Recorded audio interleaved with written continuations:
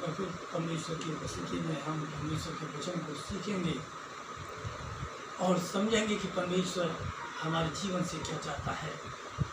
जब हम परीक्षा में होते हैं या किसी परेशानी में होते हैं तो क्या प्रभु जानता है कि हम कितने परेशान हैं या कितने दुखी हैं? क्या हमारे उन दुखों पर परमेश्वर गौर करता है या नहीं, या उस पुकार को जो हम उससे करते हैं परमेश्वर सुनता है या नहीं?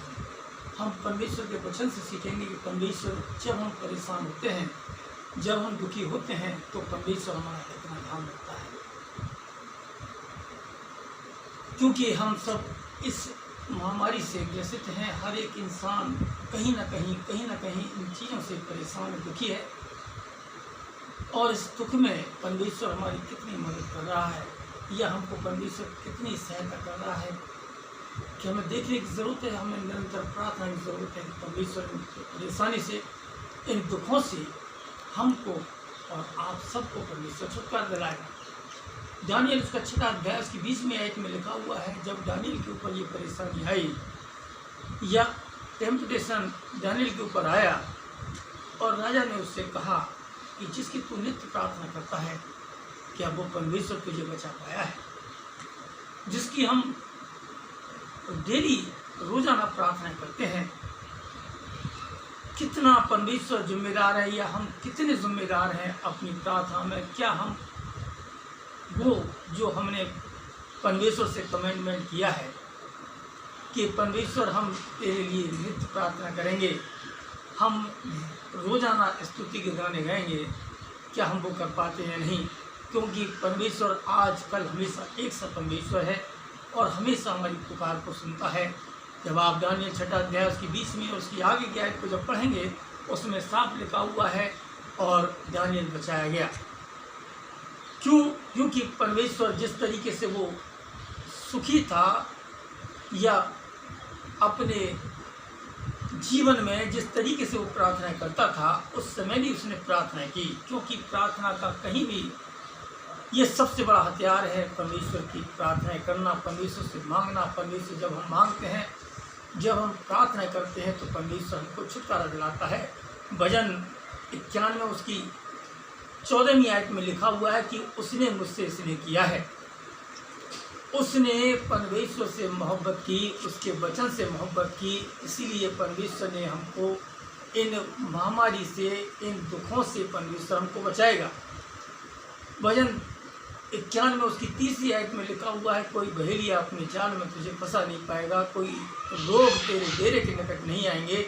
और इसका सारा रेफरेंस 14वीं आयत में लिखा हुआ है, परमेश्वर इसलिए हमको बचाता है, इसलिए परमेश्वर हमको छुटकारा दिलाता है, क्योंकि परमेश्वर ने हमसे प्रेम किया है। हम उसकी स्तुति करते हैं जब हमसे प्रेम करता है, हम उसकी आराधना के गाने गाते हैं क्योंकि वो हमसे प्रेम करता है। हम परमेश्वर के स्तुति करते हैं क्योंकि परमेश्वर का प्रेम हमारे जीवन में, हमारे परिवार के जीवन में बना रहता है। क्योंकि लिखा हुआ है, इसलिए मैं उसको छुड़ाऊंगा इस महामारी से, इस सताव से, इस परेशानी से, क्योंकि मुझसे उसने क्या किया है? इसने किया है। लूका उसका 8वां अध्याय की 23वीं आयत में लिखा हुआ है, जब नाव चल रही थी, चेले भी उस नाव में थे और चेले घबरा गए, यीशु मसीह को उठाना चाह रहे थे, क्योंकि यीशु मसीह जानते थे क्योंकि हमारा परमेश्वर कभी सोता नहीं है, कभी ऊँगता नहीं है, हमेशा जागता रहता है। वह हमारी पुकार पर, हमारी उन परेशानी पर ध्यान देता है। जब चेले उसके पास आए तो परमेश्वर से कहने लगे, जीसस से कहने लगे, यीशु मसीह से कहने लगे, हे प्रभु तुझे कुछ भी ध्यान नहीं, हम नाश हो जाते हैं।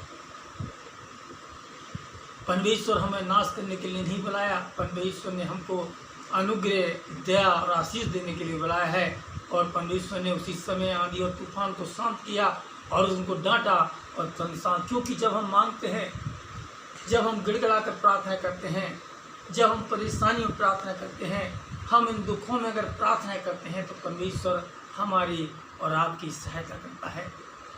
तो हम ऐसा होने दें कि इस महामारी में हम उन तमाम लोगों के लिए प्रार्थना करें जो इस समय अस्पतालों में, घरों में हैं, उन तमाम लोगों के लिए जो गमज़दा परिवार हैं, उन तमाम पीड़ितों के लिए जो परेशान दुखी हैं, उन तमाम डॉक्टर्स और नर्सों के लिए जो उनकी सेवा में लगे हुए हैं, उन तमाम परिवारों के लिए जो अपने बेटे बेटियों के लिए अपने परिवारों की सेवा में लगे हैं, हम परमेश्वर से प्रार्थना करें, क्योंकि जिसकी हम नित्य प्रार्थना करते हैं, जिसके लिए हम उपवास रखते हैं, जिसकी हम डेली प्रार्थना करते हैं, वो परमेश्वर छुड़ाने की शक्ति रखता है, इन परेशानी से बचाने की परमेश्वर शक्ति रखता है।